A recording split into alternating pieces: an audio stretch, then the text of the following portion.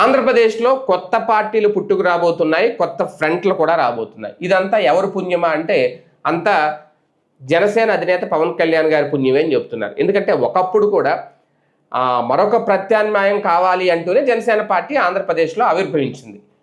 మరొక ప్రత్యామ్నాయం అవుతాము ఉన్న రాజకీయ పార్టీలకి అని అనుకున్న జనసేన ఎప్పుడైతే తెలుగుదేశం పార్టీతో చేతులు కలిపిందో, బీజేపీతో కలిసిందో, ముగ్గురు కలిసి కూటమిగా ఏర్పాటై అధికారం చేపట్టారో ఇక ప్రత్యామ్నాయం అనేది లేకుండా వాళ్ళే చేసుకున్నారు.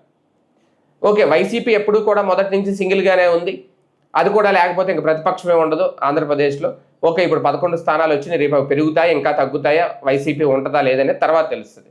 కానీ ఆల్టర్నేటివ్ ఏది ఇప్పుడు అంటే లేదు. అలాగని స్పేస్ లేకుండా ఉందా, వ్యాక్యూమ్ లేకుండా ఉందా? ఖచ్చితంగా ఉంది. ఎందుకు అంటే అటు ఇటు ఒకటే ఉన్నప్పుడు అధికార పక్షంలో ఉన్న వాళ్ళు, అసంతృప్తితో ఉన్న వాళ్ళు ఎక్కడికి వెళ్ళాలి? ఎలాగ వైసీపీలోకి వెళ్ళలేరు, ప్రత్యర్థి పార్టీ కాబట్టి.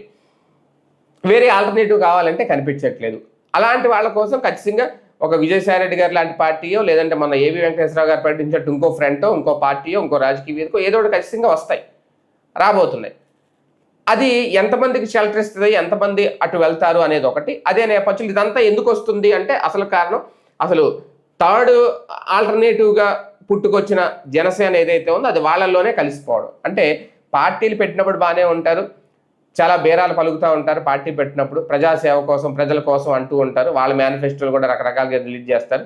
లాస్ట్ మినిట్కి వచ్చేసరికి మాకు సత్తా లేదనో, గెలవలేమనో, ఆ బలం లేదనో, ఆ సంఖ్య లేదనో, మీరు మమ్మల్ని గెలిపించుకోవట్లేదనో, మీరు మమ్మల్ని సీఎం చేయట్లేదనో ఏదో ఒకటి కారణం చెప్పి కూటమిగా కట్టి ఒకరినే ప్రత్యర్థిని చేసుకొని వాళ్ళని గద్దెదించే ప్రయత్నం మన ఆంధ్రప్రదేశ్లో జరిగింది. ఇప్పుడు మళ్ళీ మరో ఫ్రంట్లో మరో పార్టీలు, కొత్త కొత్త పార్టీలు అనేది మరి ఇవన్నీ ఒక థర్డ్ ఆల్టర్నేటివ్గా నిలబడతాయా? ఫైనల్గా ఎవరి పక్కనైనా చేరతాయా?